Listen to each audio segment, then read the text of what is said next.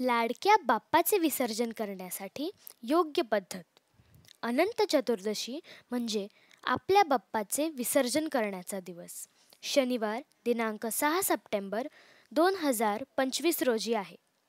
गणेश विसर्जनाआधी बाप्पाचीही यथासांग पूजा करावी. बाप्पाला गंध लावून अक्षता व्हाव्या. धूप दीप ओवाळावे. त्यांना जास्वंदीचे फूल आणि दुर्वा अर्पण कराव्या. मोदकांचा नैवेद्य करावा.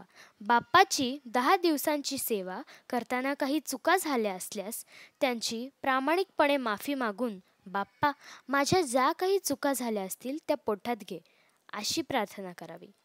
मग हातात अक्षता घेऊन पुढील स्क्रीनवरचा मंत्र म्हणावा.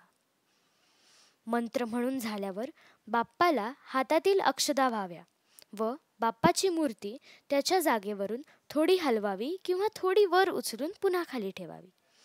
बाप्पाची मूर्ती शक्यतो नदी, तलाव किंवा विहीर अशा पाण्यामध्ये स्वतः विसर्जित करावी. मूर्तीचे विसर्जन करताना तिला आधी 3 वेळा पाण्यात बुडवून बाहेर काढावी व मग पूर्ण विसर्जन करावे. मूर्ती एकदम पाण्यात टाकल्यास मूर्ती खंडित होण्याची शक्यता असते. मूर्ती दान करू नये, कारण तीच मूर्ती रंगरंगोटी करून पुन्हा पुढच्या वर्षी विक्रीसाठी मांडली जाऊ शकते. मूर्ती स्वतः नदी, तलाव किंवा विहिरीत विसर्जित करणे शक्य नसल्यास घरातच पाण्याच्या बादलीत मूर्तीचे विधिवत विसर्जन करावे. असेच माहितीपूर्ण व्हिडिओ रोज बघण्यासाठी आपल्या चॅनलला लाईक, शेअर आणि सबस्क्राईब करा. कमेंटमध्ये गणपती बाप्पा मोरया लिहायला विसरू नका.